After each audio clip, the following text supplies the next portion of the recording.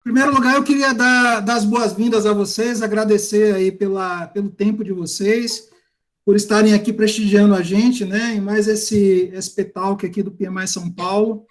Em nome do PMI São Paulo, a gente está muito feliz aí em tê-los aqui, né, para falar de um tema tão relevante, principalmente nesse momento que estamos passando, né, no mundo.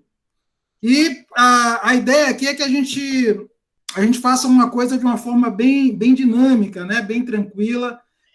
Isso aqui vai ser um bate-papo, né, vai ser uma troca. A gente quer prestigiar a troca com vocês, justamente porque a gente entende que esse tipo de interação ela agrega muito, né, para a gente, para a nossa vida profissional, para o conhecimento que a gente tem enquanto profissional. E a ideia aqui é que a gente mantenha, né, esse espírito aqui de informalidade, digamos assim, né? A gente tem, obviamente, uma pauta para seguir, né? E a gente vai procurar seguir aqui de acordo com o que a gente tem aqui combinado e planejado, mas seguindo aqui alguns preceitos, o que a gente vai fazer, basicamente, nessa dinâmica, é ter aqui o primeiro momento aqui, que vai ser um momento onde eu vou estar perguntando, né, tanto ao Vicente quanto à Renata, as questões relacionadas ao tema. Então, a gente vai ter aí por volta de 42 minutos para discorrer, né, nessas perguntas e nessas respostas. A gente vai ter sempre a pergunta. Depois da pergunta, a pessoa que está sendo questionada, ela vai ter ali por volta de 5 minutos para dar as respostas. Essa resposta vai ser entendida, interpretada, e então vai se ter o contraponto, ou meu ou da Renata, tá? Em cima da resposta que for dada, tá ok? E, basicamente, findo esse período de perguntas e respostas, a gente vai ter aí um período, esse período inicial, né, onde a gente vai estar perguntando sobre o tema, a gente vai abrir aí cerca de 18 minutos para perguntas e respostas, onde vocês vão poder, aí até através do chat, vocês já podem incluir nas suas questões, seus questionamentos, para a gente ter aí esse período aí de troca com vocês, tá? Quem quiser também, eu acho que fica legal abrir o vídeo e questionar também, né, e o vídeo e o áudio, e questionar durante esses 18 minutos, tá ok? Mais uma vez, eu reforço a questão aí para a gente manter o áudio e o vídeo desabilitado, tá?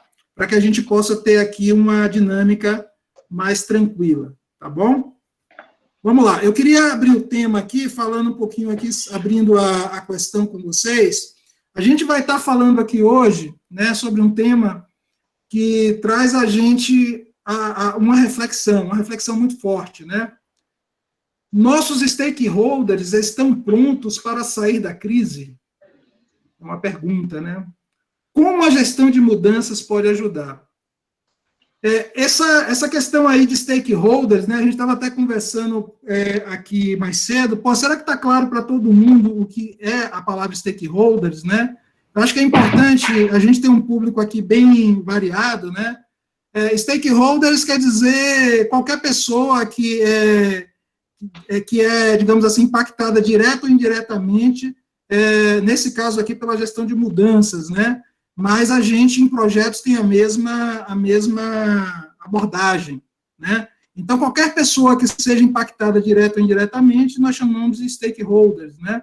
Nesse aspecto. Então, o que a gente está trazendo aqui é justamente essa provocação para vocês, né? Nossos stakeholders estão prontos para sair da crise, ou seja, as pessoas que são impactadas, né, nesse contexto de gestão de mudanças estão, de fato, prontas para sair da crise? Como a gestão de mudanças pode ajudar nesse aspecto? Essa é a provocação, e é sobre isso que a gente vai falar hoje aqui com vocês, ok? Bom, eu queria deixar aí aberto um pouquinho. Pode falar. Desculpa, teu vídeo desligado, tá? Só para te avisar, não sei se tu já percebeu. Ah, tá, tranquilo. Obrigado. Você falou o quê? Que meu vídeo está desligado? Sim, sim. Eu acabei de ligar aqui, para mim tá ligado aqui, ô Marcelo. Vocês estão me vendo aí? Para mim tá normal. tanto o vídeo quanto o áudio. Não, eu não lhe vejo. Eu não lhe vejo. Não estão conseguindo? Eu não lhe vejo. Eu também não. Então, peraí. Habilitei de novo aqui. Vocês estão conseguindo me ver? Não, Raimundo. Não? Não. Eu acho que eu vou fazer o seguinte. Eu vou sair e entrar. Entra, isso. Eu vou sair aqui e eu entro de novo, tá, gente? Só...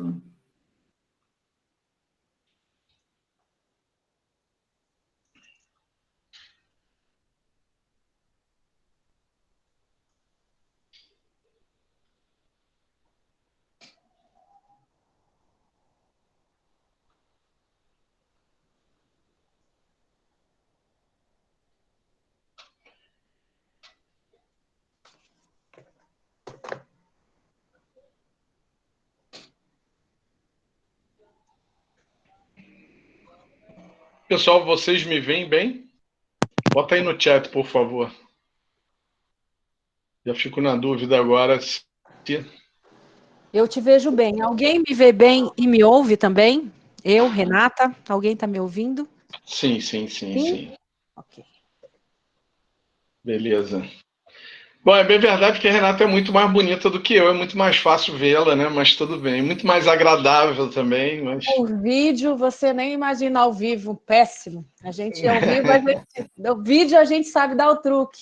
Opa! Pô, mas eu nem no vídeo com truque, vou te... Deixa eu ver aí, Raimundo. Acho que não, hein? Não, Raimundo, não adiantou. Vamos em frente assim mesmo. Raimundo, Vamos você em vai... frente, tá? Vou ficar sem vídeo, então. Paciência. Olha sem vídeo que sua voz é de locutor. O importante é vocês é que são os atores. Vida, estava funcionando, aquele clássico, né? Estava funcionando 2 segundos antes, cara. Pois é, Lady Murphy, né? Fazer o quê? Paciência, né? Tá bom. Vamos lá, gente. Vamos começar aqui nosso debate. Eu tenho uma primeira pergunta aqui, né? Nessa questão aqui. Para quem está chegando agora, gente, eu vou só reforçar aqui, né? Nosso tema aqui hoje é: nossos stakeholders estão prontos para sair da crise? Como uma gestão de mudanças pode ajudar? E eu tenho a primeira questão aqui para o Vicente. Basicamente é o seguinte, Vicente. Vicente, como as empresas estão atuando agora para terem alto engajamento no projeto, né? Saindo da pandemia? Começou com uma pergunta bem complexa, na verdade, né? Bom, o conceito de stakeholder pode ser desde uma pessoa, uma equipe, uma entidade, governo, stakeholders externos, né, como governo, clientes, fornecedores. Então, existe um grande conjunto de pessoas que precisam ser consideradas.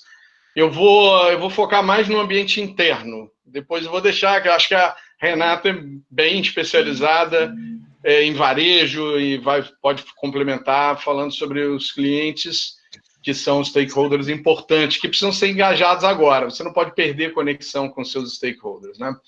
Eu acho que há empresas que estão fazendo um excelente trabalho, apesar de nós não sabermos muito como será esse futuro. Tudo que a gente está falando é uma especulação, na verdade, né? Então, ninguém tem muita certeza nem de quando, nem de como será, se tem terceira onda, segunda onda. Mas, enfim, tomando como base de que um dia a gente vai voltar para um novo normal, embora eu ache particularmente que antes de chegar num novo normal, nós ainda vamos passar por um novo anormal, que é um estado de inconsistência, um estado em que a gente vai testar hipóteses. Por exemplo, muita gente trabalhando em home office, em alguns casos pode não funcionar muito bem, vai depender muito de cultura, vai depender muito do estilo pessoal. Aí talvez seja normal por isso, né? Porque a gente vai conviver com situações complexas do ponto de vista humano. E depois, talvez um dia a gente chegue num estado, vamos dizer assim, muito mais sólido, institucionalizado, em que aí sim vai ser o novo normal. Eu acho que as empresas que estão fazendo um bom trabalho são aquelas, principalmente, que mantêm a conexão com os seus stakeholders internos, seus funcionários, aqueles fornecedores que trabalham dentro da empresa. E eu tenho visto coisas interessantes, assim como presidentes de organizações que estão fazendo lives e que estão tirando dúvidas dos seus funcionários e dúvidas complexas. E, às vezes, ele sequer tem a resposta. E a única resposta que ele tem é dizer, não sabemos ainda, todas as respostas estão na mesa. Como foi, por exemplo, o presidente do Airbnb, Brian, não me lembro o sobrenome dele, mas ele fez um trabalho primoroso de preparação para a mudança, de deixar esse canal de comunicação aberto, para que, pelo menos, você possa, no momento do caos, que é o que a gente está vivendo agora, um momento de crise, é um momento estranho para todo mundo, para que as pessoas possam se ajustar agora e depois ficar mais fácil sair. Essa saída não é fácil, mesmo porque nós temos repercussões humanas que ainda não são... A gente ainda não compreende muito bem. Para você ter uma ideia, por exemplo, uma das coisas que, com essa visão que muitas empresas têm de que nós vamos ter relações muito mais virtualizadas, o low touch economy, que realmente é muito provável que muita coisa vai seguir virtualizada, como está agora. Mas, por outro lado, nós não podemos esquecer que tudo que a gente aprendeu até hoje na ciência hedônica, na ciência da felicidade, trata de dois pilares fundamentais para o ser humano. Um que diz respeito a você ter um claro propósito de vida, né? Nesse caso aqui, talvez não esteja tão conectado, mas o segundo está diretamente ligado ao que a gente está vivendo numa situação de isolamento, que é relações interpessoais intensas. E é lógico que a gente pode ter relações interpessoais intensas virtualmente. Como eu tenho muitos amigos, né, meus sócios que estão em outros países, e claro que eu não fico indo toda hora à Austrália, à Espanha, à Colômbia, mas eu mantenho contato com eles, né, semanalmente, pelo menos uma vez por semana, eu estou falando com essa turma. Agora, dependendo da cultura, você tem necessidade de contato. Você vai ter países como os países nórdicos, como a Suécia, por exemplo, que você chega a ter 50%, 60%, até 70% da população, você tem um habitante por residência. Então, esse é um país que já tem uma cultura de isolamento social que é mais fácil. Agora, você passa a trabalhar no seu ambiente de home office e deixa de interagir nesse calor humano numa cultura latina, né, latina brasileira, né, que é também a cultura brasileira, é diferente do latino chileno. E a gente tem essa necessidade de relação interpessoal direta, de olhar nos olhos e não só no vídeo, de tocar, de abraçar. Esse é o lado pouco conhecido. Nós já estamos vivendo, nesse momento, olha, só nessa situação, é claro que nós estamos no momento do caos, mas uma enorme pandemia não declarada de questões de natureza psíquica. Então, no meu caso aqui, né, minha esposa é psicóloga, mas tem amigos psiquiatras. A gente está vendo, só hoje eu soube de 2 casos de pessoas que tiraram suas próprias vidas, jovens, inclusive. Uma grande quantidade de casos de pessoas deprimidas, disparando crises de pânico, ansiedade. É uma situação de pouco controle, pouco conhecida, na verdade. Então, o que eu acho que as melhores empresas elas estão fazendo um processo de conexão agora, inclusive algumas fazendo pesquisas, ouvindo seus funcionários, querendo saber como eles estão se sentindo nesse momento para poder ter alguma projeção do futuro. Estão projetando um futuro de curto prazo, então estão declarando, por exemplo, olha, nós provavelmente ficaremos em home office durante muito tempo, ou até o final do ano, e possivelmente para o restante do ano, talvez com um encontro semanal, não precisa mais ser na nossa sede, mas num coworking. Alguns hotéis vão se transformar em coworking para que essas pessoas possam se reunir, mas o fato é que talvez abrir mão totalmente dessa relação social seja impossível. E essas empresas que estão se preparando bem são empresas adaptativas, que elaboram uma hipótese, vão testar essa hipótese, vão receber feedback, vão reajustar, vão fazer um processo ágil, na verdade, né, de implantação de um novo modelo de forma interativa, incremental, e não um processo de ruptura radical, que algumas estão fazendo, baixando decretos, definindo o futuro, e aí com alto risco de perder engajamento. Então, por exemplo, tive o caso aqui de um cliente que tinha baixado um decreto que todo mundo voltaria ao trabalho naquela época, né, estava determinado que voltariam todos no dia 18 de maio. E uma parte disse, eu não volto. Né? Então, você tem 1000 repercussões, mas o fato é que a maneira humanizada de tratar, de líderes que estão preocupados com seus liderados, estão interagindo com seus liderados, estão preparando o caminho, mantém a conexão, mantém a comunicação aberta, mantém a comunicação transparente, que não é você falar tudo sem ter segurança, mas às vezes dizer eu não sei, eu não tenho segurança para falar, mas que mantém a conexão e não mantém uma postura nem positiva nem determinística, né? Se mantém aberto para elaborar hipóteses, colher feedbacks e ajustar face a esse novo anormal que a gente ainda vai passar até chegar a um novo normal. Né? Bacana. Acho que é isso. Bacana. E, quer falar aí Não, na verdade... na verdade, assim, o que ele falou, o essencial é a questão humana, né? É o quanto a gente está se humanizando, o quanto eu estou aqui no quarto da minha filha, né? A gente começa a ter um contato diferente na hora que você entra no home, né?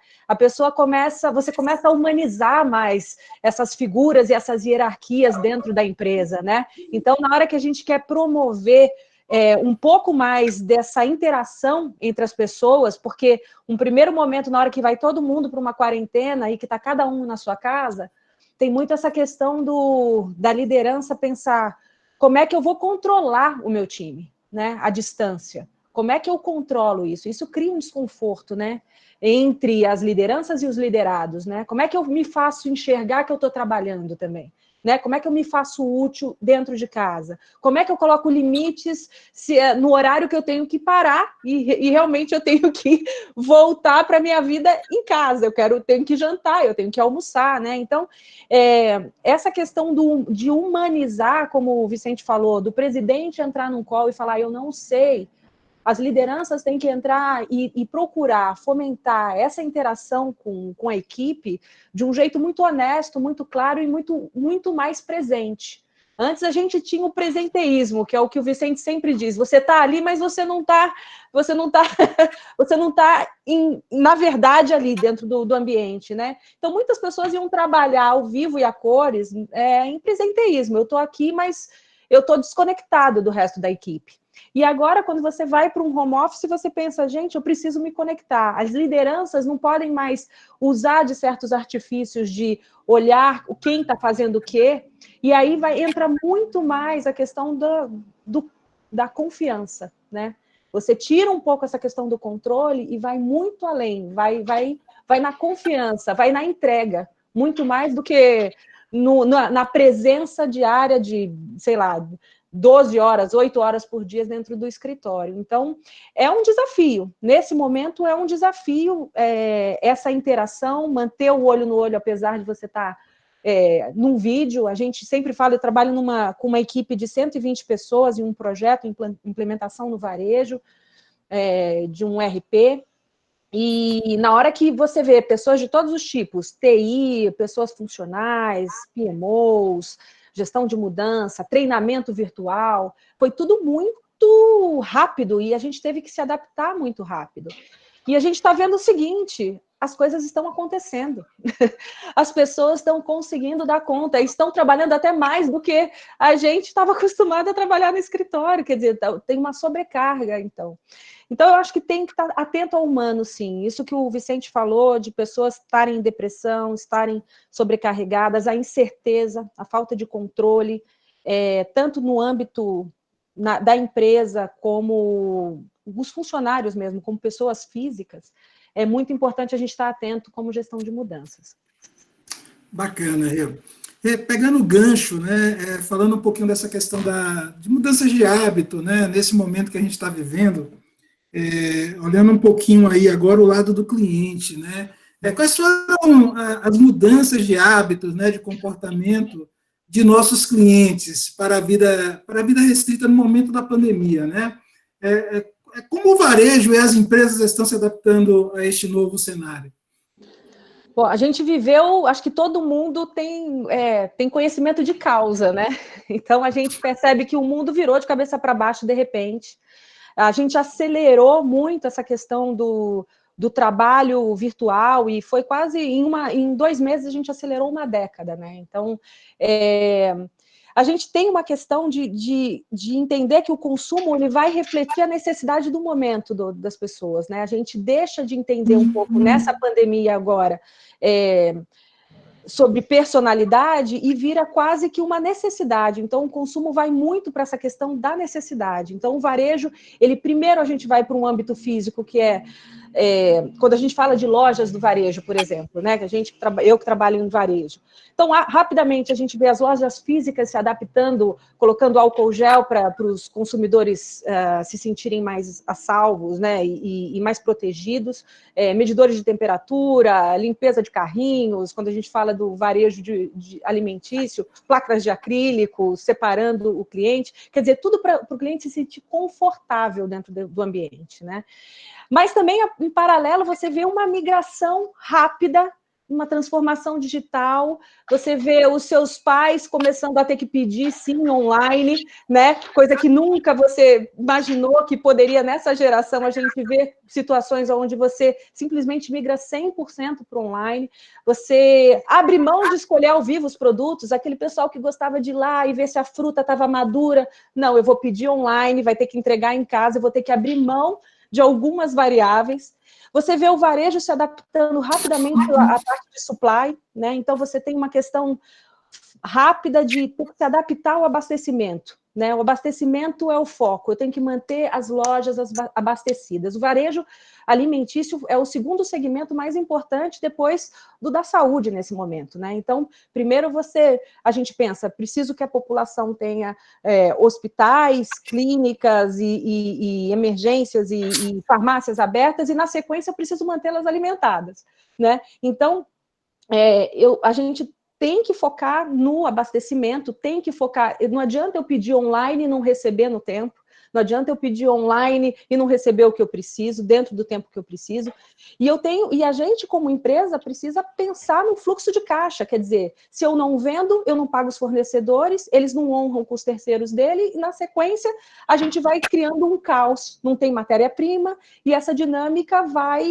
afetando a população. Então, é quase que um serviço, né? Quando a gente olha, por exemplo, algumas divulgações de Nielsen, Sebrae, eles contam muito assim, que o primeiro movimento foi os produtos de manutenção e saúde. Então, as máscaras, na sequência vem os produtos de higiene, que é os desinfetantes, o álcool gel, o papel higiênico, né? Quem não ouviu falar, acabou o papel higiênico nas lojas, e aí o pessoal começou a entrar nessa pânico, mas por que o papel higiênico, né? Acabar o álcool gel nas lojas, ok, mas por que o papel higiênico, né? Que consumidor é esse, né? E aí prepara a despensa, então num primeiro momento vamos preparar uma despensa, armazenar os alimentos, né? Eu não sei o que vai acontecer daqui a pouco, depois eu preciso criar caminhos online para poder fazer essa compra, e aí buscar infraestrutura. Meu Wi-Fi tá bom?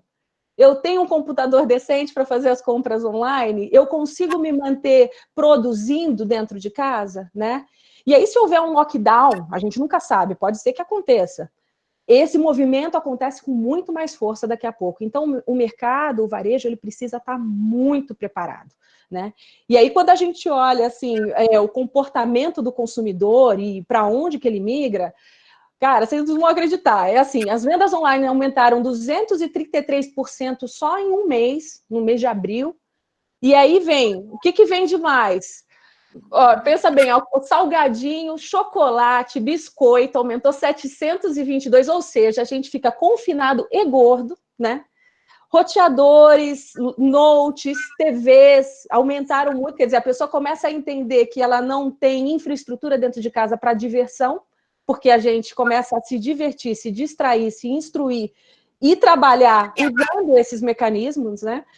Usando os eletrônicos.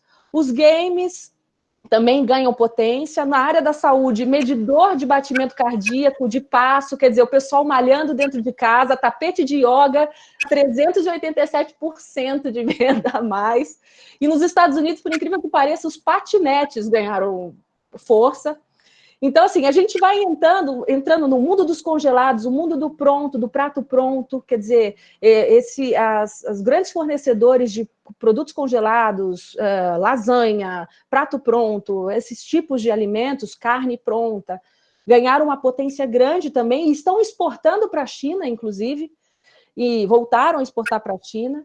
E aí vem reforma de casa, né? Putz, estou aqui à toa, vou pintar a parede, vem o faça você mesmo. E nas buscas de internet ainda vem pijama, ganhou uma puta de uma procura, né? Se você vai olhar o searching, você vai vendo que muita gente procurando por pijama, cadeira de escritório, quebra-cabeça para se distrair com os filhos, fritadeira sem óleo para poder consumir melhor. Então as pessoas estão centradas muito num mundo menor, no mundo da necessidade e tentando transformar isso em prazer, né?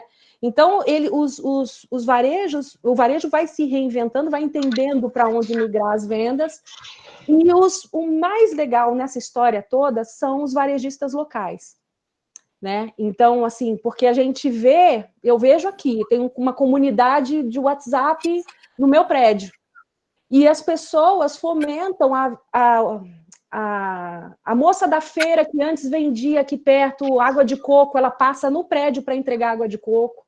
É o tiozinho da vendinha vendendo e concorrendo direto com as grandes redes de supermercado. Pelo WhatsApp você pede para ele entrega a verdura em casa. E aí tem um senso de comunidade também, das pessoas começarem a fomentar o que é local. E isso é muito interessante. Então, acho que tem uma construção muito diferente hoje, está todo mundo vivendo isso, e o grande ponto é para onde a gente vai, né? Com certeza. Vicente, meu amigo, quer fazer algum comentário aí, acrescentar? Eu quero comentar uma coisa, eu sei, acho que muitos não sabem, mas eu venho da área de tecnologia da informação, onde eu trabalhei a maior parte do meu tempo e fui cada vez mais me interessando por essa questão humana, de como transformar as organizações. Eu tive o privilégio, eu tenho 54 anos, de vir desde o mainframe e vir acompanhando a evolução, né, a chegada da internet, o telefone celular, todas essas coisas que hoje são muito comuns nas nossas vidas, mas que quando eu comecei a trabalhar, simplesmente não existia, não sequer existia um PC, estava no iniciozinho do PC, você ligava na televisão, para você ter uma ideia. E eu fui me dando conta de que eu tinha muito mais talento, gostava muito mais, e que o grande desafio para as mudanças é o fator humano. Esse aqui é o ponto. Por quê? Porque nós somos seres muito complexos. E nós não somos apenas seres lógicos. Na verdade, em boa parte, nós somos muito mais seres de natureza psicológica e emocional. Hoje eu sou o CEO do Human Change Management Institute. Aliás, vou até pedir para o Zé Roberto, que está nos acompanhando aí, colocar os nossos links, porque tem lá na nossa Galeria do Conhecimento um artigo escrito por um aluno muito bacana sobre essa visão de pandemia e de mudanças e tal. E tem no hispânico também, em espanhol. Mas o fato é que assim, o meu olhar para esse assunto do ponto de vista de tecnologia, a gente ganhou muito, deu uma acelerada na transformação digital, alguns artigos, alguns grupos, né? Eu ainda faço parte de 3 grupos grandes de CIOs, de profissionais de tecnologia da informação. Então, houve uma enorme aceleração.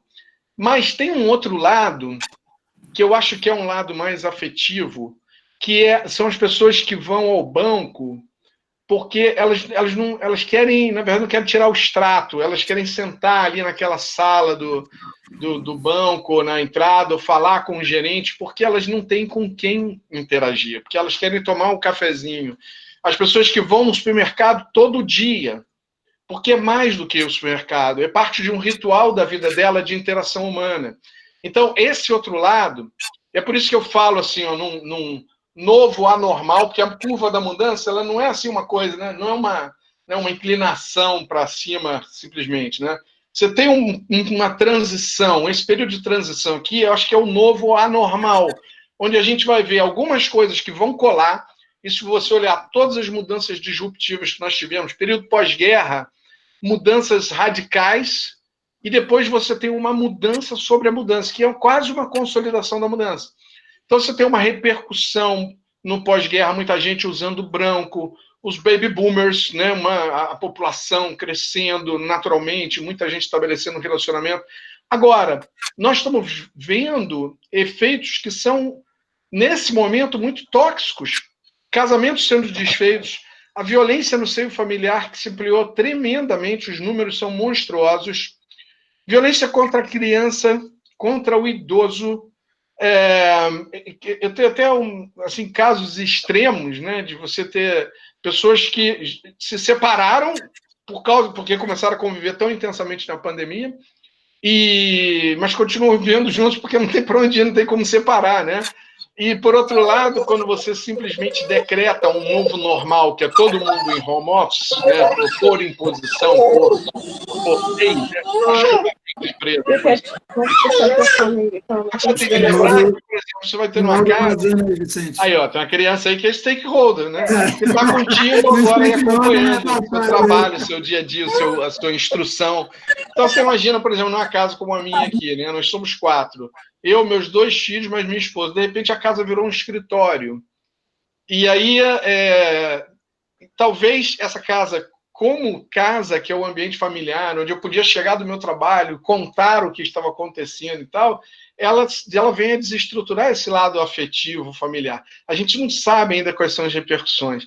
E para o consumidor, talvez para essa pessoa que também é consumidora, sair de casa e ir em algum lugar, ou ter algum contato ao ar livre, ou com outras pessoas, e não só com o computador, se transforme numa necessidade.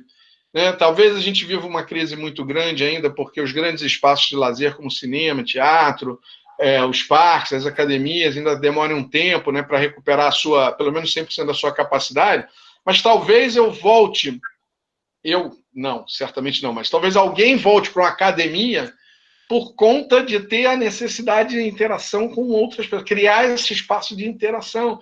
Né? Talvez as pessoas queiram ir ao mercado e talvez vocês tenham que criar nos supermercados, no varejo, áreas de relacionamento que hoje podem eventualmente não existir.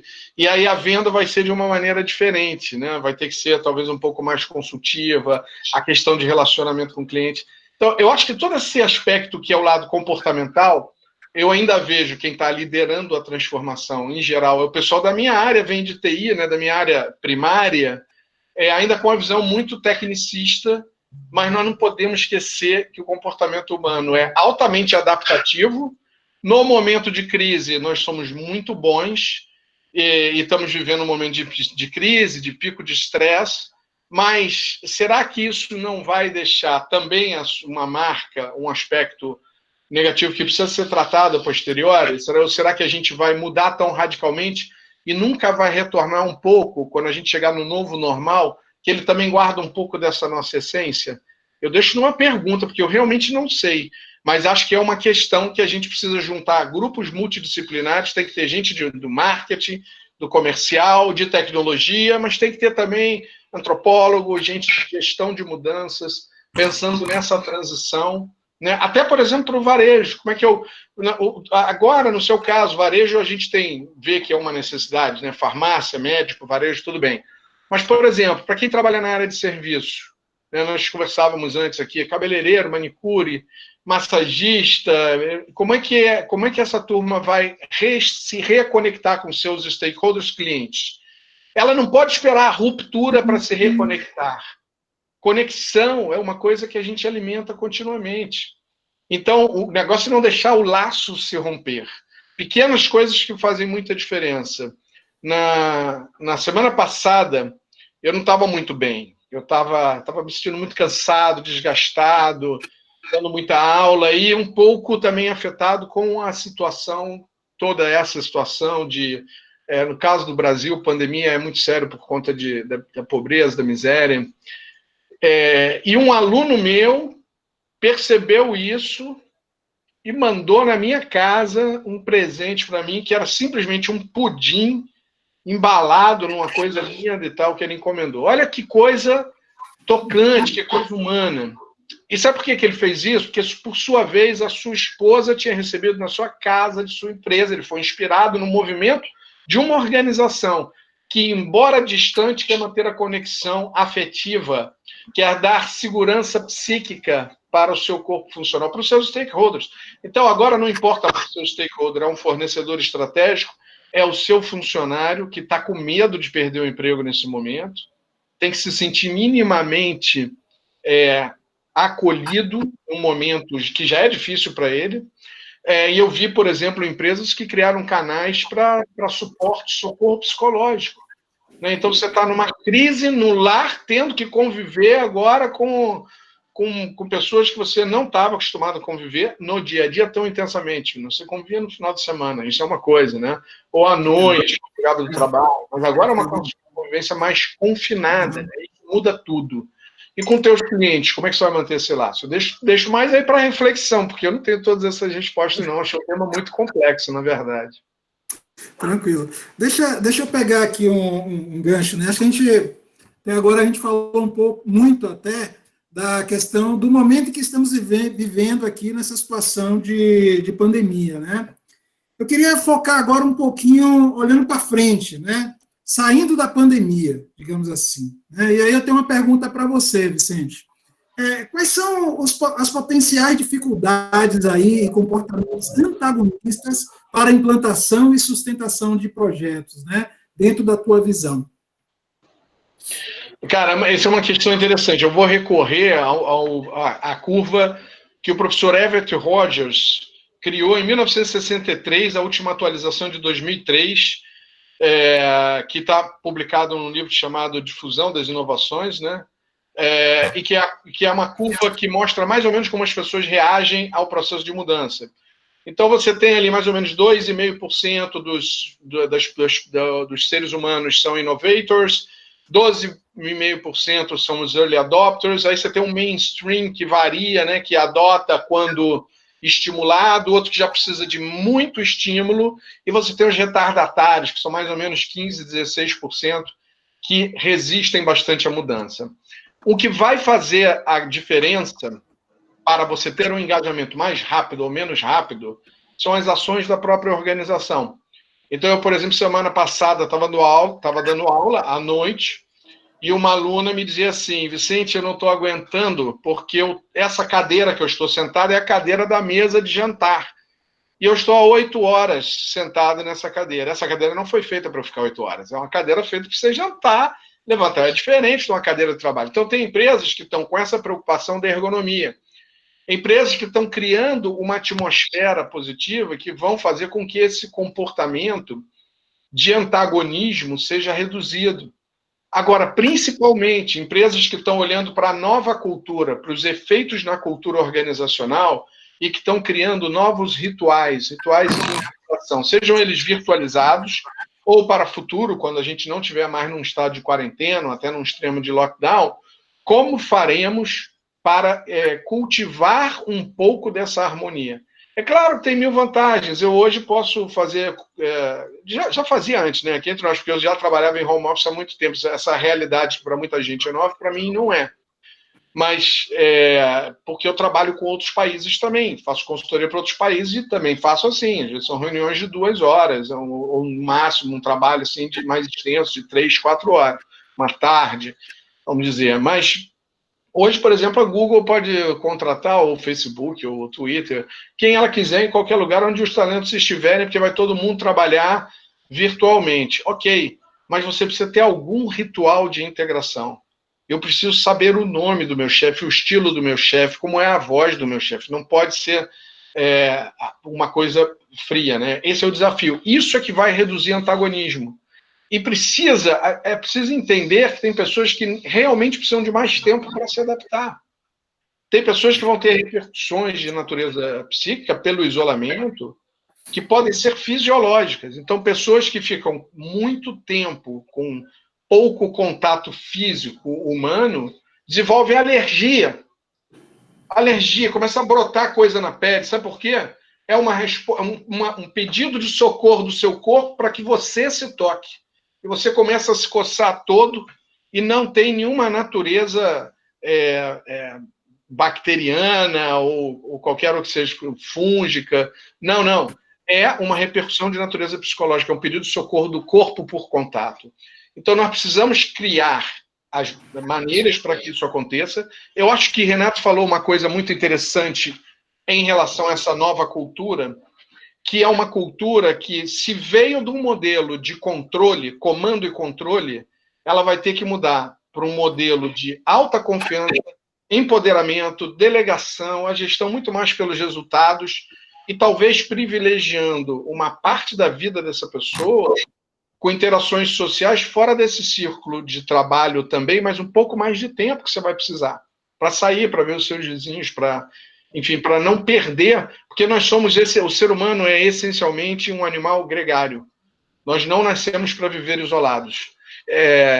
Isso é muito interessante, né? Porque o caso que eu contava do professor Tal Ben-Shahar, da Universidade de Harvard, da ciência hedônica, que estuda a felicidade humana, tendo relação social como um dos pilares que já são conhecidos, né? Ele fala muito nisso, nessa necessidade humana. As pessoas que vivem isoladas tendem a serem antagonistas pela sua própria natureza, porque estão antagonizando com as suas vidas, na verdade, com a sua essência. Então, as organizações, eu creio, né? Tudo eu estou elaborando hipóteses aqui, viu, gente? Porque não tem nenhum estudo consistente sobre isso. Mas eu penso que aquelas organizações que forem capazes de, mesmo à distância, criarem rituais, criarem valores que serão praticados, compartilhados, a atitude dos líderes, isso é muito importante. A atitude das lideranças, esse processo de empoderamento, de motivar pela confiança, eu sei que você vai entregar, né? Eu acredito no que você está fazendo, tudo isso pode fazer a grande diferença para você reduzir antagonismo e promover o autoengajamento.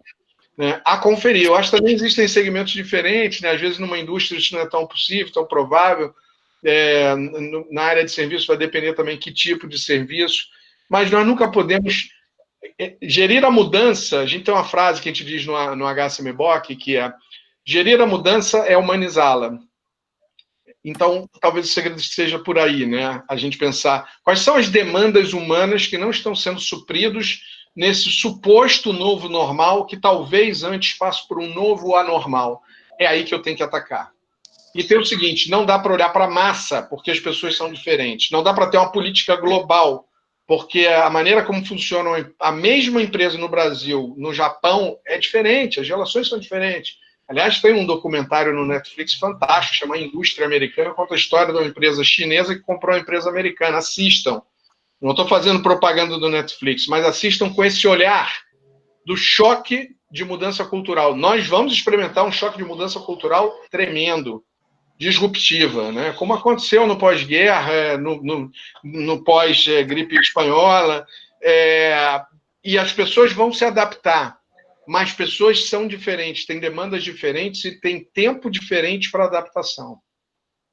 Bacana, Vicente. Deixa eu só dar um posicionamento aqui para vocês. A gente está em torno aí de 8 minutos aí de atraso, né, para o que a gente tinha planejado em termos de perguntas para essa primeira parte.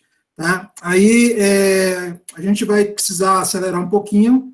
Aí eu peço a vocês que sejam um pouco mais pragmáticos aí nas respostas, para a gente poder ter a segunda parte mais aproveitada, que eu acho que é o que é mais rico aqui para a troca e para a interação que a gente tem, tá bom? Queria saber se a Renata queria acrescentar ou colocar algum ponto em relação ao que o Vicente falou. Acho que o único ponto, assim, essa questão que ele falou, muito dessa pós-pandemia e da gente entender a cultura e se readaptar, é o mais importante. A gente vai medir o quanto que a gente é forte, o quanto que a gente é bom, o quanto que a gente é resiliente, o quanto a gente aguenta a pressão exatamente nesse momento, né? Que é como é que a gente entende a mudança e como é que a gente assimila essa mudança. E sem certeza de nada, né? Nesse momento a gente está falando aí de pós-pandemia e são conjunturas, a gente não tem muito como chegar, tem probabilidades, tem tendências, mas a gente não sabe exatamente. Eu acho que vai ser tudo muito faseado, né? A gente vai ter um momento que vai ser logo pós, onde a gente ainda vai estar tateando, ainda vai estar entendendo o que está acontecendo. Talvez a gente ainda não tenha uma vacina, ainda tenha uma insegurança de ter um novo ciclo de quarentena. Quer dizer, o mercado e as pessoas estão ainda muito inseguras. Então, esse é o momento da gente tentar ser resiliente e entender que onde a gente não consegue interferir, a gente tem que deixar fluir, né? Então, é mais ou menos isso. E eu acho que dentro das corporações, a gente não pode tirar o foco. Tem que entender quais são as oportunidades e não simplesmente desistir. Ô Rê, tem uma pergunta para você aqui. Olhando ainda essa questão do pós-pandemia, olhando para frente, né? Uhum. Você poderia dizer quais as tendências potenciais de comportamento, de acordo com cada perfil para o pós-pandemia, você poderia elencar aqui para a gente? Essa pergunta é assim, ela é muito... Bom, ela é muito focada em comportamento, como o Vicente acabou de falar. A gente não vai conseguir generalizar. A gente não generaliza amigos, a gente não generaliza times, a gente não generaliza empresas, culturas, né? Então, acho que tudo vai ser inevitável a gente não considerar o perfil da pessoa, a cultura, o histórico de vida dela, o ambiente, a personalidade, né? Acho que a coisa vai ser muito mais personificada daqui para frente. Apesar de a gente ter uma tendência, a gente tem uma personalização do consumo e do comportamento das pessoas, né? A gente considera o indivíduo, depois clusteriza ele, né? Vai colocando em caixinhas. Eu trabalho também com terapia e a gente vai tentando entender quais são as crenças, os valores, os gatilhos de cada um, quais são os sabotadores, e a gente vai percebendo que tem os temperamentos, que tem as personalidades, tem as necessidades. Então, o consumidor e as pessoas, elas têm as suas necessidades particulares. Então, elas podem querer ser importantes, superiores. Naturalmente, essas pessoas vão consumir muito mais luxo. Quem quer ser importante vai consumir um pouco mais de luxo. Quem tem as pessoas que são menos resilientes e culpam os outros. Então, falar, isso daqui é culpa do governo, isso não vai dar certo. Então, existem temperamentos, personalidades diferentes que vão ter que se adequar a esse novo mundo, né? E aí a gente vai falando também da cultura do medo, né? A gente está num momento da cultura do medo, né? E isso atinge diretamente o nosso cérebro reptiliano, que é aquele cérebro que tem um impulso irracional, né? Que é o foco na sobrevivência e na proteção, né? É aquele cérebro que vem lá de trás, lá dos primórdios. Quer dizer, eu vou focar. E tudo que tem relação com o medo e relação com a morte atrai muito a gente. E aí, esse é o momento da gente tomar um pouquinho mais de cuidado para a gente não se deixar levar por esse medo. E isso te imobilizar, né? Então, a gente vai encontrar perfis de pessoas totalmente diferentes depois que passar a pandemia. Vai ter o cauteloso, que dentro do ecossistema dele, ele pode estar na iminência de perder o emprego, ou perder o emprego, ele não sabe o que vai vir. Então, essa pessoa pós-pandemia, ela vai ter muito mais controle, ela vai ter muito mais receio de gastar, ela vai dar valor a outras coisas, a itens de primeira necessidade. E tem um imediatista que pode ser o cara que vai falar assim, gente, eu estou com consumo represado, eu preciso viver. Eu preciso fazer as minhas coisas, pós-pandemia eu vou buscar e comprar as coisas que eu preciso, né? Então o cauteloso vai lá na reserva do futuro, demora para ir para algum ambiente de aglomeração. Imagina como vai ser os aeroportos daqui para frente. Lembra lá do 11 de setembro, o quanto que mudou a nossa vida, e toca e tira, passa em máquina, passa por sensor? Como é que vai ser isso pós-pandemia, né? Como é que a gente vai voltar a se incluir nesses ambientes de grande aglomeração, em shows, em shoppings? E aí as pessoas vão descobrindo cozinhar em casa, a resolver, o cauteloso vai trazer os amigos para casa, não vai para restaurante muito, muito lotado, e os gastos vão ser mais comedidos. E aí depois tem o imediatista ele pode simplesmente virar e falar assim, cara, tô livre, vou valorizar minha liberdade, eu vou consumir e vou gastar além da conta e vou me dar presentes. E aí você brinca entre o medo e o desejo, Porque 60% dos consumidores hoje, e as pessoas, elas consomem para chamar a atenção do outro. Então, é a roupa bonita, é o carro da vez, e mais interessante, uma curiosidade, não sei se vocês já leram sobre isso, eu li em algumas matérias, o parâmetro para a gente hoje de saída da pandemia é a própria China, né? E sabe o que aconteceu com os chineses? Os chineses, eles, no primeiro dia pós-pandemia, onde eles já poderiam circular e tudo, as chinesas lotaram as lojas de grife. Em uma loja de grife, de bolsas famosa, eles venderam 2.700.000 dólares em um dia. Elas saíram da pandemia e foram comprar bolsas. É o Oriente, é a China, que também tem um certo consumismo. Os restaurantes bons e a moda foram um foco delas, das que têm grana. Então, a gente está falando de chineses com um poder aquisitivo alto. Os chineses que são de classe média baixa, eles já entraram numa vibe mais comedida. Então, quando a gente olha essa questão de personalidade e de comportamento, a gente vê que alguns vão entrar nesse revenge, o gasto de vingança, né? Então você vai buscar falar, não, agora já fiquei tanto tempo confinado, eu vou consumir. Então a gente tem que tomar muito cuidado para não generalizar. Ainda está muito cego para a gente essa questão de entender para onde que a gente vai. O nosso mercado imobiliário vai mudar. Se fomentarmos mais a questão do home office, vai ter gente indo para o interior, migrando, ficando mais próximo da família de origem e trabalhando em home. Vai ter gente adaptando a casa, reformando a casa, né, para poder colocar um escritório dentro de casa, até então não tinha. Então, vai ter gente aspirando viagem. Então, a gente tem que sempre tomar muito cuidado para não generalizar, como o Vicente falou. Tem muita informação ainda rolando e a gente ainda não tem muita certeza, de acordo com a cultura e da origem das pessoas e do momento em que as pessoas estão, em como esse consumidor vai se comportar. Bacana. Eu vou pular logo para a última pergunta, né? Pergunta que eu acho que é bem legal aí para o Vicente.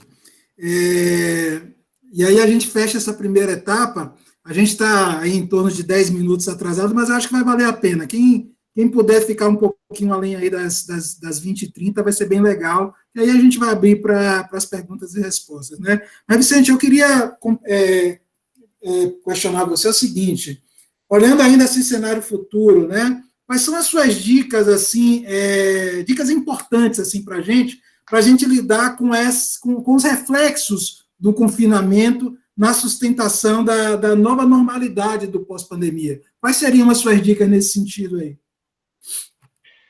Rapaz, que pergunta difícil é essa. Eu acho que tem durante a pandemia, né, a gente vive situações distintas, né? Algumas pessoas estão fazendo coisas muito legais, estão vivendo coisas novas, estão aprendendo a tocar instrumentos e coisas assim do gênero, né? Se dedicando à arte e tal. Tá ótimo. Só que esse tem um ponto de saturação também, né? Tem uma hora que você não aguenta mais. Então, talvez a gente aqui no Brasil esteja chegando próximo desse ponto já, e já começa quase que um processo de desobediência. Eu acho que, se você quiser sair melhor dessa pandemia como ser humano, talvez você devesse aproveitar esse momento para olhar para dentro, para se conhecer melhor, para pensar nas suas próprias reações, na sua capacidade de se autogerir, de autogerir a sua mudança. Que tipo de comportamentos você aprendeu novos? Eu acho que tem uma coisa muito positiva nesse momento, que é um movimento de solidariedade enorme. Eu sou também presidente da Casa de Fraternidade Francisco de Assis, aqui no Rio de Janeiro. Nós atendemos crianças da Baixada Fluminense que estão em situação de vulnerabilidade social.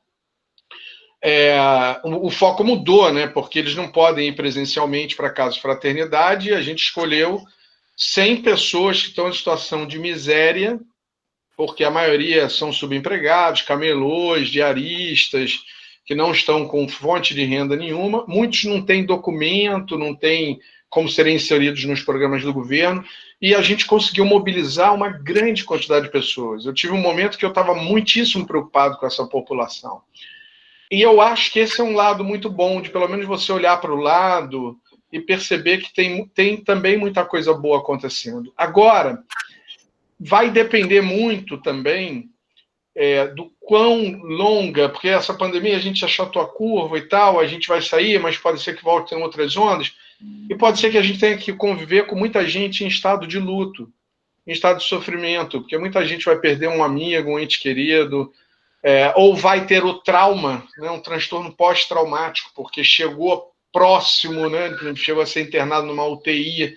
Então, essa é uma situação muito complexa, que eu acho que quanto mais você se conhece, mais fácil fica para você lidar com esses seus próprios desafios humanos. Porque, sobretudo, você vai ter que ser cada vez mais adaptativo. Eu aprendi com um aluno na penúltima classe que eu dei do HCMBOK to Agile, uma expressão nova eu não conhecia, né? Eu falava resiliência, e ele falou, olha, tem uma expressão que eu ouvi, que eu gostei, que chama antifrágil. É você sair de uma crise, não só ser resiliente, né, para voltar ao seu estado normal o mais rápido possível, mas você se fortalecer com as crises.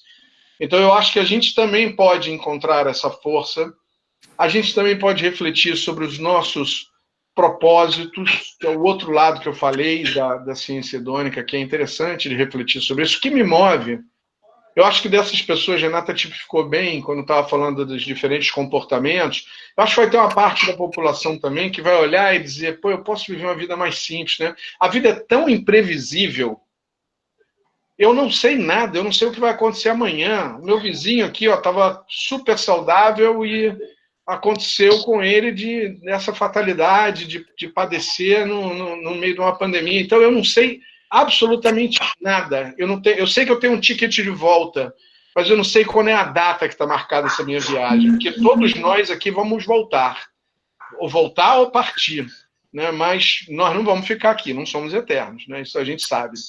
Então, eu acho que o movimento é um movimento interno. E acho também que não adianta fazer muito... A gente tem que ter uma visão de longo prazo, mas pensar e experimentar o curto prazo. Então, essa questão de ser adaptativo tem muito a ver com experimentação, com você ir testando hipóteses e elaborando cenários, descartando alguns, ter a coragem de rasgar seus planos e se reinventar, né, de repensar sua vida. Tem gente que vai sair mais solidária e tendo uma vida mais simples, né, que ao invés de querer, talvez, gastar tudo para comprar uma Ferrari, sei lá, ou esse movimento que houve na China, né, talvez a pessoa diga, gente, isso aí não é isso que me dá a vida ou que me dá a felicidade.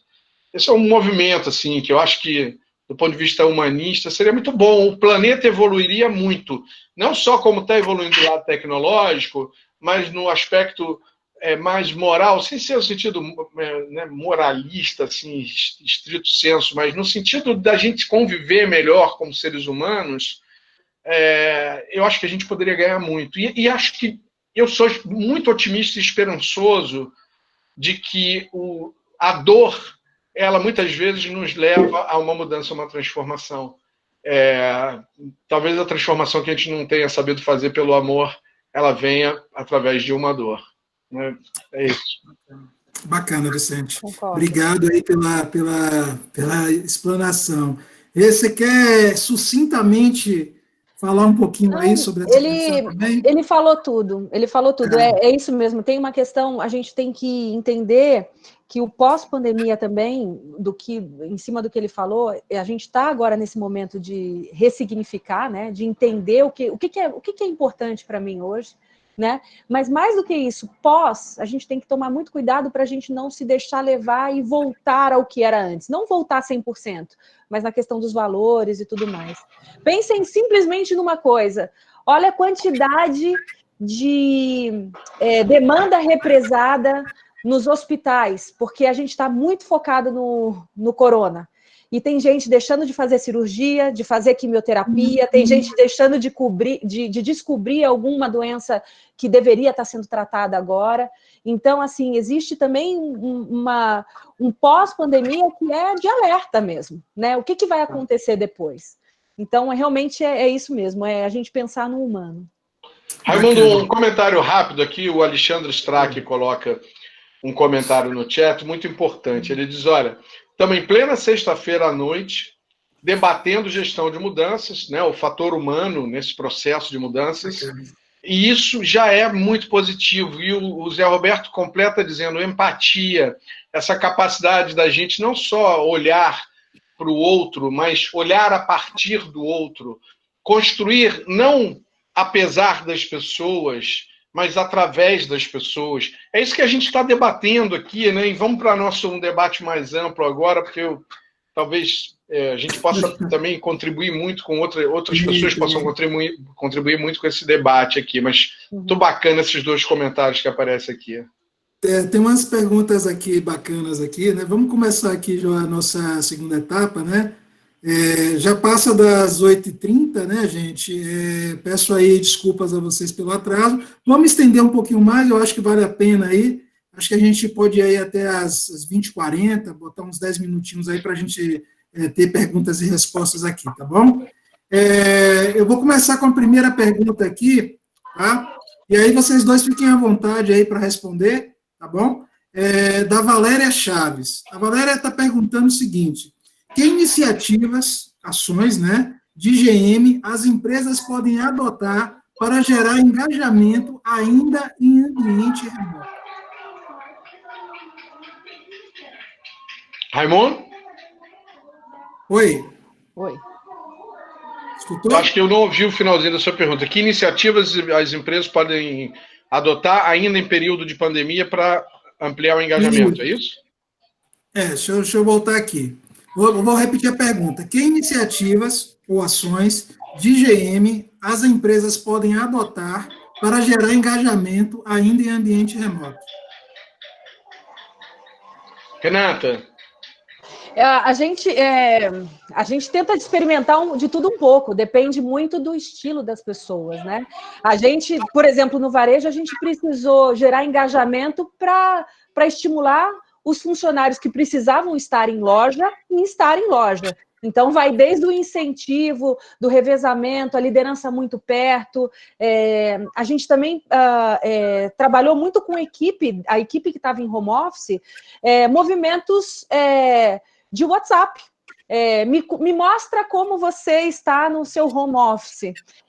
Abre canal para trocas, cria movimentos e motivação em cima do dia a dia deles, né? Me mostra Dia das Mães, manda uma foto de você com a sua mãe, divide com a gente. A gente fez desde esse soft até trazer ferramentas como o Gira, que é uma ferramenta de gestão, de atividades, para a gente se manter sincronizado e entender como é que as atividades estão rodando. Aumentou a quantidade de reuniões, principalmente virtuais, e essas reuniões entre a liderança com o vídeo aberto, sim.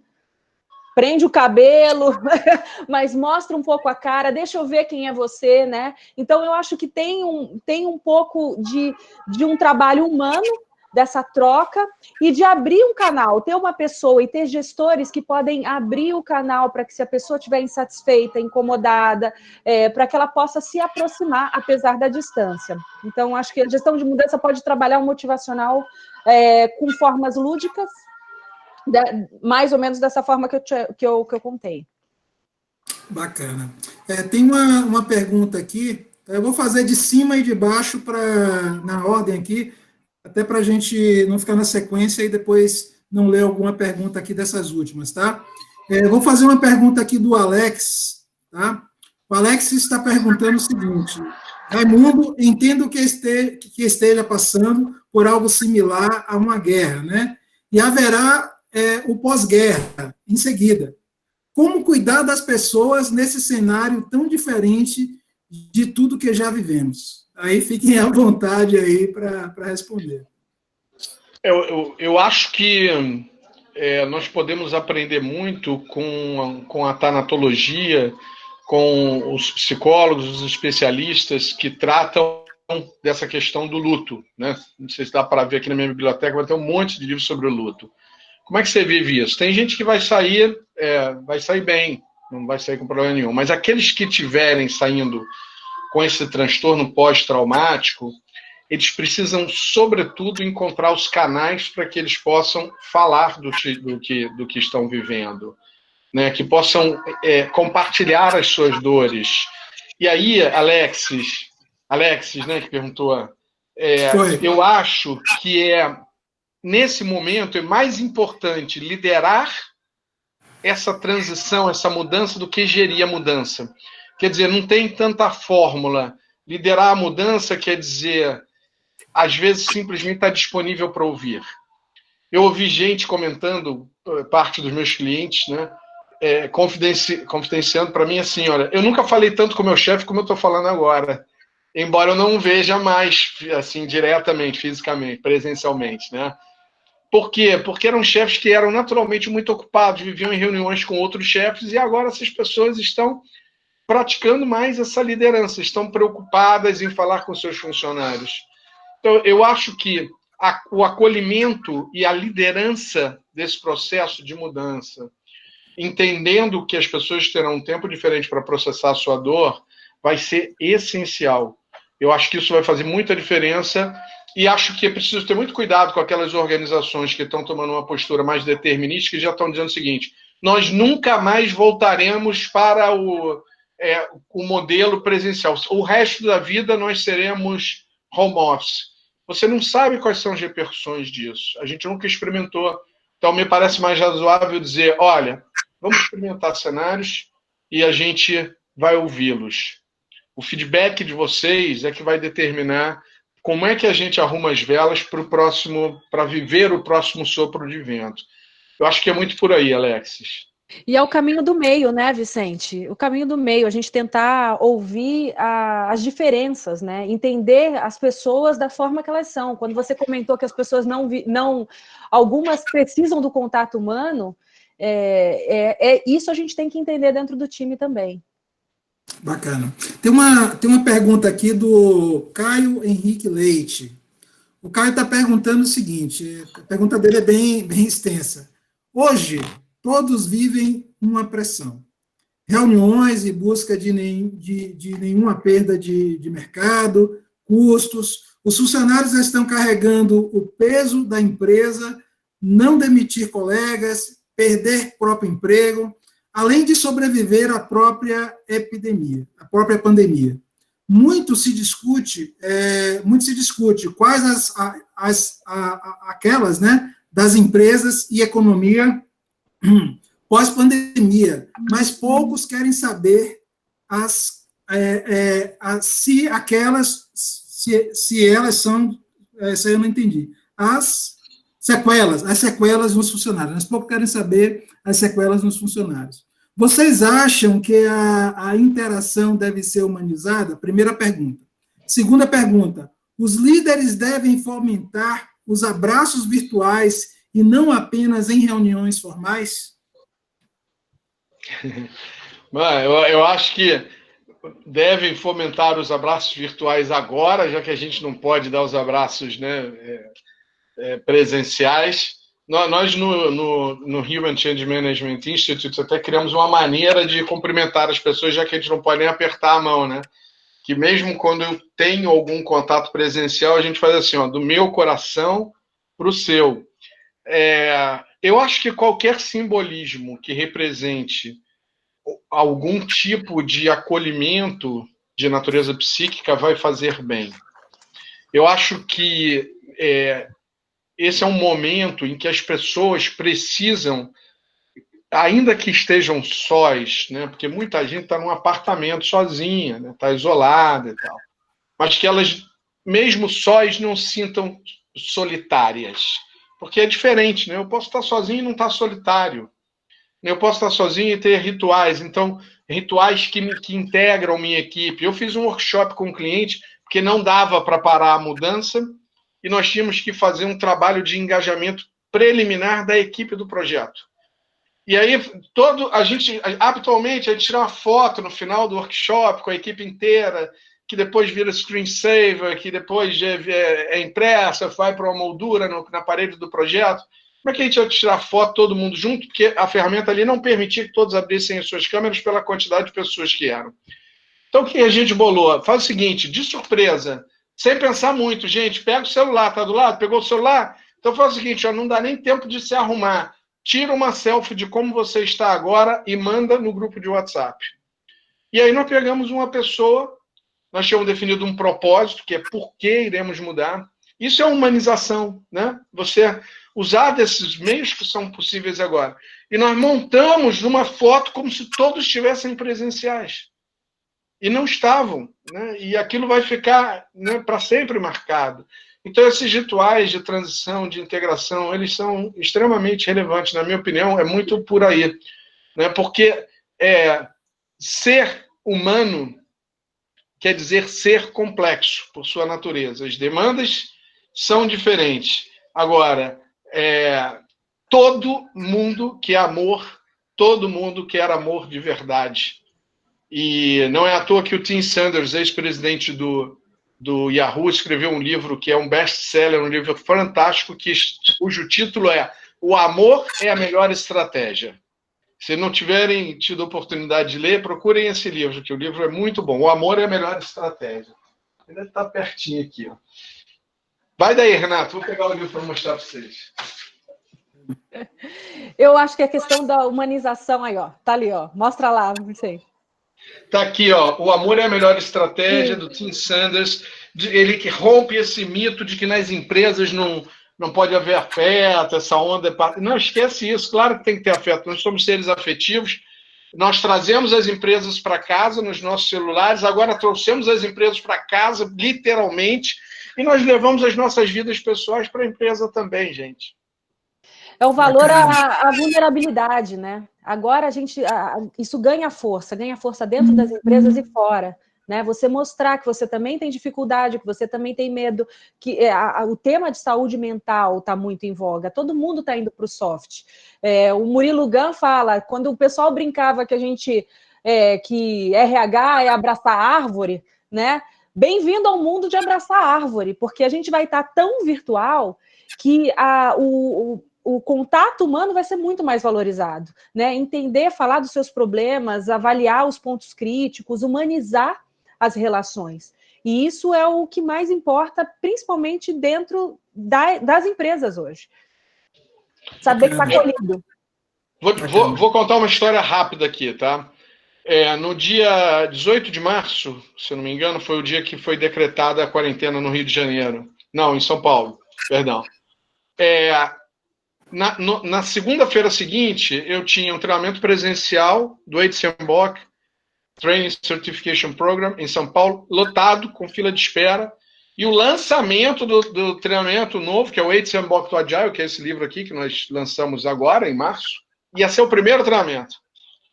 Também lotado, com fila de espera.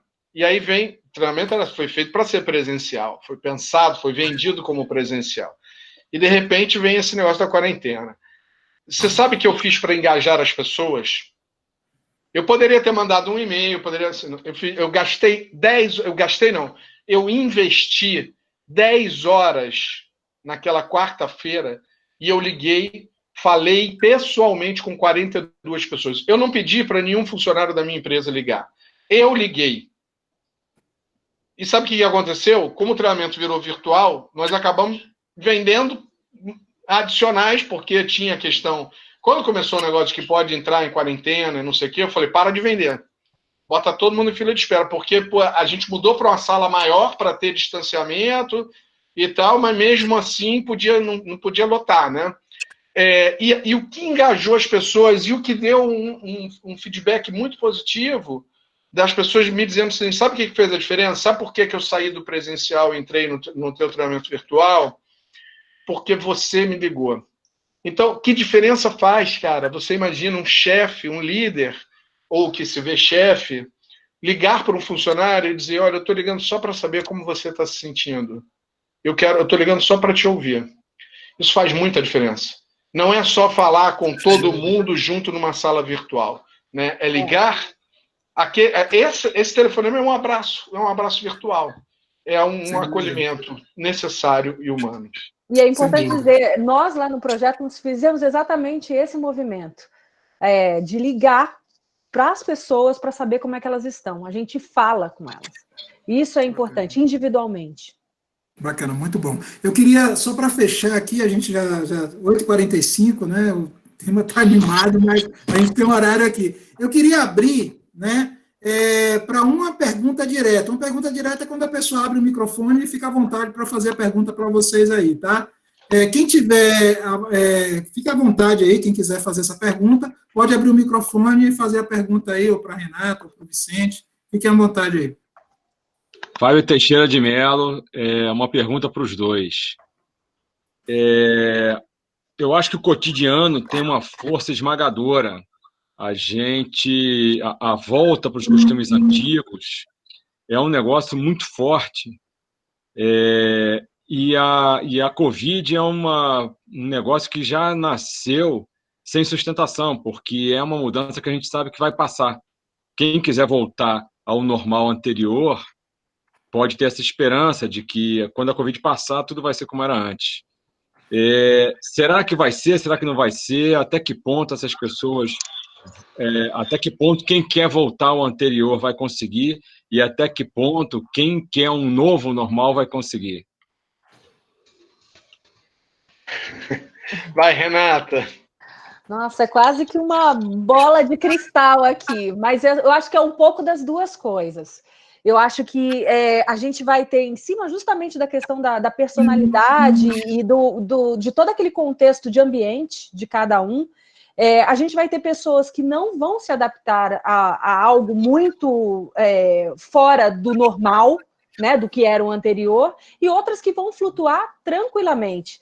E esse que é o segredo, a gente vai encontrar pessoas diferentes, com vontades diferentes, com adaptações diferentes. O cérebro humano, ele demora 21 dias para se acostumar e para mudar de hábito. Não sei se vocês já ouviram isso, mas são 21 dias. Se todos os dias você acordar numa determinada hora, por 21 dias, no 22º você não precisa nem de despertador.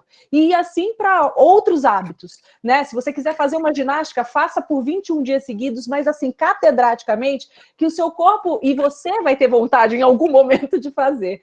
E a gente está muito mais do que 21 dias dentro de casa, e aí é uma diferença um pouco sutil, mas muito considerável, que a gente está em quarentena. O home office pós-quarentena vai te dar um pouco mais de liberdade. Você pode trabalhar em casa, mas você pode sair, você pode interagir, você pode trazer pessoas para dentro, você pode ir para o escritório em alguns dias da semana. Então, eu acho que tudo vai ser um segredo de balancear. Não vai ter uma regra única. Vai ser cada empresa com a sua cultura, com a sua missão, com seus valores, com seu entendimento, cada comportamento humano, cada consumidor entendendo o que é melhor para ele, para poder se adequar a esse novo. O mais interessante de tudo é uma coisa só. A gente está muito mais livre e mais disruptivo nesse momento. A gente tem que aproveitar esse momento para isso. Quer dizer, as pessoas não têm mais preconceito. Vou largar tudo e vou morar no interior. Puta, que legal, meu, vai! As pessoas estão um pouco mais abertas a isso. A gente vai começar a entender que as nossas lideranças vão estar mais abertas quando você falar: olha, me desculpe, eu tenho que chegar em casa e tenho que ficar com os meus filhos. Ou não, peraí que eu preciso almoçar. Humanizou tanto essa relação e humanizou tanto os quereres que a gente vai aprender a respeitar a vontade do outro. É isso que eu entendo, é esse o lado positivo que eu entendo. As pessoas vai estar tudo tão bagunçado que tudo vai estar valendo, entende? Então, eu acho que a gente tende a ir para esse caminho, se a gente for pensar de um jeito otimista. Bacana. Eu deixo aí a critério de vocês dois agora, Renata, Vicente, né? Eu, como moderador, fiz a minha parte. Fica a critério de vocês, se vocês querem responder mais alguma pergunta aí. Já são 8h50, né? Eu quero só falar uma coisa sobre o que o Fábio falou, né? Ele falou o novo normal, né? Normal, a definição, segundo o dicionário, o léxico, né? É conforme a norma, a regra, o que é regular. Eu acho que a gente vai viver um novo anormal, porque não vai ser conforme a regra, conforme... Mesmo as empresas que vão tentar impor modelos, elas podem quebrar a cara, porque a reação pode ser ruim. Porque, às vezes, aquele modelo ele se adequa a 50% das pessoas, mas não se adequa, não atende às necessidades, às demandas de natureza humana, psíquicas de outra parcela da sociedade e dos seus stakeholders, sejam eles clientes, fornecedores, funcionários. Então, eu acho que até chegar ao novo normal, que é o reequilíbrio da coisa, se é que vai voltar um reequilíbrio, a gente vai ter que aprender a conviver com a instabilidade, com a imprevisibilidade, o que é um enorme desafio para o ser humano, porque nós passamos milênios, quando éramos caçadores e coletores, convivendo com a imprevisibilidade. Isso faz parte do inconsciente coletivo humano, ter a rejeição à imprevisibilidade. O homem, quando começou a dominar a agricultura, era para tornar a vida, esse era o novo normal dele. Então, agora eu consigo domesticar alguns animais, dominar a agricultura, então eu tenho previsibilidade. Antes eu saía como nômade, ia tentar caçar um bisão, se eu perdesse aquela caça, imprevisibilidade. Eu não sei, talvez o meu clã morresse por conta disso. Só a partir da agricultura e da domesticação de animais que a gente conseguiu fundar os primeiros assentamentos, que viraram as primeiras cidades. Isso virou o novo normal. Agora, no futuro, Renata falou, pode ter gente voltando para o interior, as cidades cheias, talvez você descubra que não vale a pena viver nessa questão aqui mais, né, no caos natural de uma grande cidade. Mas isso, então, não vai ter um padrão, entendeu? Aí que está, por isso que a palavra normal também não se enquadra. Qual é o padrão? Conforme a norma. Que norma? Qual norma, né? De quem? De quem está no interior, ou de quem prefere ficar na grande cidade, de quem, como o Renato falou, vai consumir muito, ou de quem resolveu levar a vida simples, né? De quem passou por perder um ente querido, está em luto, ficou traumatizado com pandemia, desenvolveu pânico por conta disso. Não, eu acho que não tem novo normal, tem novo anormal. Nós todos vamos ter o nosso próprio normal. O que, aliás, talvez seja interessante para a gente resgatar a nossa própria essência, porque quando você começa a virar muito normal, você começa a se enquadrar em padrões. E quando você se enquadra em padrões, você perde um pouco do que você traz consigo mesmo, da sua própria natureza. E é interessante porque essa mistura toda que o Vicente citou, imagina isso tudo num micro-organismo dentro da empresa. Então, você vai ter, sim, um funcionário traumatizado porque perdeu um ente querido, um funcionário que tem medo de sair porque é do grupo de risco e não vai querer voltar, mesmo que se encontre vacina e tudo mais. Imagina os receios que vêm daqui para frente, né? Os novos ciclos de pandemia, se é que vai ter ou não, mas assim, vai ser tudo muito novo. Então, as pessoas têm que estar abertas e solidárias, né? O solidário não é só a empresa engajando e a comunidade pagando cesta básica, como a gente está vendo os movimentos que são muito legais, mas é o solidário para dentro, é o solidário para o seu funcionário, é entender os medos, os receios e todas as variáveis que todo mundo vai estar passando junto. Então, é aí que está o segredo. Bacana, gente. Gente, eu acho que ficou de bom tamanho, né? Vocês têm aí mais alguma pergunta? Vocês querem fazer mais algum questionamento aí? Eu deixo, mais uma vez, eu deixo à vontade aí de vocês, né? Da Renata, do Vicente, para abrir aqui, se vocês quiserem pelo menos ouvir mais uma pergunta aí. Tá? Realmente já passamos aí do horário bastante. Por mim, tudo bem. Se alguém quiser perguntar, estamos aqui para trocar ideia. Eu fico. Tá bem. Mais uma cerveja, né, o Vicente? A gente fica. O Raimundo, eu queria fomentar também a questão do pessoal trocar e-mails aí, colocar os contatos ou o link no LinkedIn, né? Para quem quiser, para a gente ampliar a nossa rede. E eu acho que também, assim, se você quiser ler mais alguma pergunta, eu acho que vai ficando quem quiser ficar, e a gente vai tocando as perguntas aqui. Olha só, tá vendo? O papo é gostoso, né? Eu tô ficando. Eu tô ficando também. Tanta coisa para falar, tanta coisa. A gente tanta coisa. É um tema tão relevante, né? Que a gente fica aqui motivado, né? Que nem papo de bar, né? Você vai até. Você sabe uma coisa que eu queria falar para vocês, que eu li, e eu acho tão interessante. Eu li uma matéria que fala sobre os gatilhos culturais, né?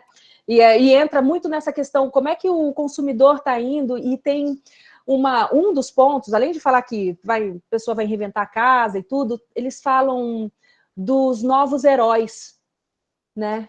Que coisa louca, né? A gente agora, a tendência das empresas é cumprirem a missão delas e entenderem para que elas estão ali e criarem um propósito genuíno para o consumidor olhar as empresas de uma forma um pouco mais humana, como a gente estava falando agora, né?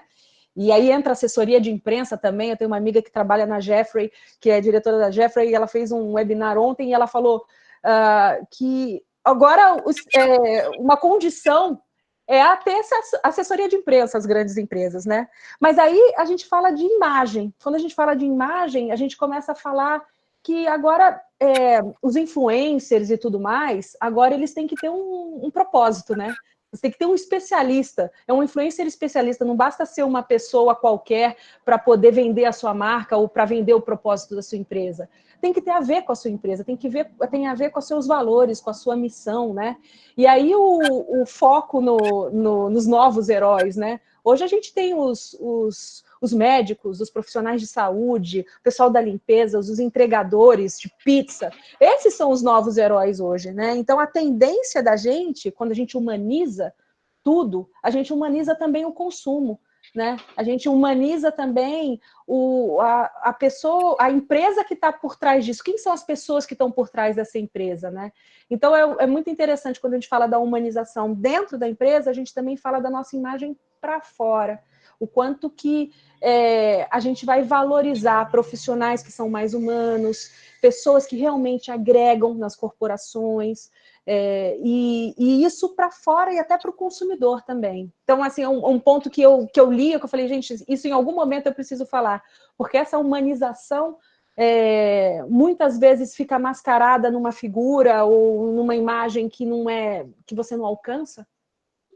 E hoje a tendência é a gente começar a humanizar realmente as empresas para fora também, não só para dentro, não só para o empregado, mas para o cliente também. Bacana. Eu vou dar uma provocada aí, vou pedir licença para fazer uma pergunta para todos. Humanizar é uma questão difícil, né? A gente fala e reflete, estuda e tal, mas assim, não é fácil criar uma cultura humanizada, na verdade. Porque eu percebo, posso estar equivocado, mas eu percebo que muitos líderes, na verdade, são chefes. Eventualmente eram profissionais de excelência na sua área, com domínio técnico, chegaram a posições de chefia, mas não estão preparados para ter esse olhar humano, que é o desafio, sabe, Renata? Eu acho. Eu pergunto, né, vou pedir que vocês coloquem aí no chat quem achar que sim, né, e quem achar que não também coloquem.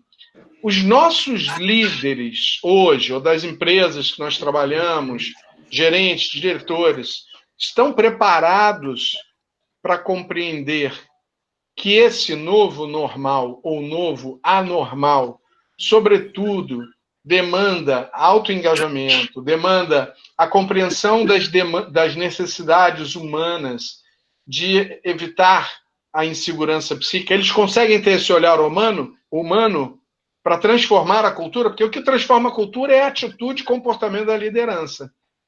E aí, sim ou não? Já dei o meu caloroso não aqui. Não. Tem um sim ali, ó. Tem, porque eu acho que tem empresas que têm, e aí a gente acaba pensando, né, nas nossas experiências. Eu vejo que algumas organizações sim, olha, vê aí a Nancy comentando isso, né? Não, mas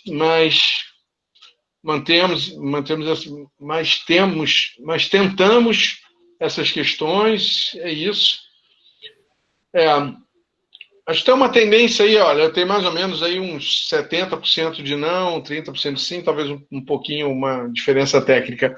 O fato é que é um desafio, e você que está aqui hoje refletindo sobre esse assunto, sai dessa nossa conversa com uma enorme responsabilidade de ser um evangelizador desse novo tempo, que é alavancado pelas mudanças tecnológicas, pelas 1000 alternativas que nós temos, de home office, de crowdsourcing, os nomes que a gente quiser usar. O fato é, nós temos que ser também centrados no ser humano. Porque se não tiver gente, não tem empresa. A gente acabou de descobrir que pode ter empresa sem ter escritório. Mas a gente também acabou de descobrir que não pode ter empresa sem ter gente. E, portanto, grandes líderes serão grandes inspiradores de seres humanos. Nesse contexto aí de pós-guerra, né, como alguém mencionou aí, que pós-pandemia traz todos os traumas do pós-guerra. Nós saímos com a responsabilidade de sermos os evangelizadores dessa nova era. Você deveria trabalhar para convencer 3, 4, 5 pessoas, gerentes de projetos, PMOs, líderes de todas as ordens, de que se nós não focarmos no fator humano, é sempre muito difícil conseguir autoengajamento. E sem engajamento, é muito difícil conseguir autodesempenho. Principalmente se você vai ter que sair de uma cultura de comando e controle. O Fordismo vai ficar um pouco de lado, vai ficar nas fábricas, né? Mas para os escritórios, quem está em home office, vai ter que ser na base da confiança e na base do engajamento. E aí entra aquela história do soft, né? Até pouco tempo atrás, tudo era muito supérfluo, né? Então, essa minha amiga que trabalha com assessoria de imprensa, ela disse... há tempos atrás, quando a gente pensa em algum outro ciclo, 2008, sei lá, quando tem algum tipo de ruptura, pandemia ou qualquer coisa do gênero, não, a primeira pessoa que você abre mão, você elimina tudo que é soft, né? GM dentro de um projeto, gestão de mudanças dentro de um projeto, você elimina processos, você elimina o RH, você elimina a assessoria de imprensa, você corta isso. Hoje, as empresas estão dando mais valor, elimina treinamento, e a Simone falou agora, elimina treinamento. Então, assim, tudo que é soft e que é humano vira o segundo plano. Eu acho que a gente tende a trazer e resgatar de volta a importância do humano. Como é que eu engajo? Como é que eu mantenho as pessoas? Como é que eu trabalho o e-learning? Como é que eu trabalho tudo isso dentro das corporações sem ter um contato físico? Aí você vai precisar de especialistas, um assessor de imprensa para vender a sua imagem, para saber como você vai se posicionar no mercado. Você vai precisar, sim, de pessoas dentro de RH, motivando o time. Você vai precisar de gestão de mudanças, olhando o fator humano dentro das corporações. Você vai precisar do humano, do abraçar a árvore, como a gente tinha dito lá atrás. Muito bacana, gente. Muito bacana. Muito legal. Muito legal. Você quer falar mais alguma coisa, Vicente?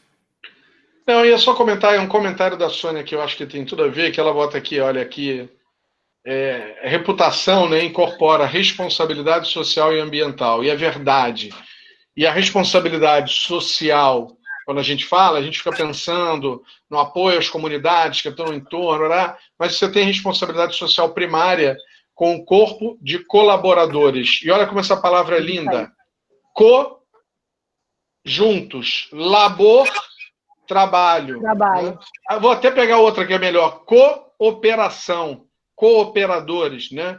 É uma ação de labor conjunto. Né? Olha como isso é conjunto, gente. Né? Tem um ditado na África que diz que para ir rápido, vá sozinho, mas para ir longe, vá acompanhado. Se na década de 50, o tempo médio de vida das organizações das 500 mais era de cerca de 60 anos, hoje, esse tempo médio de vida está em torno de 12 anos.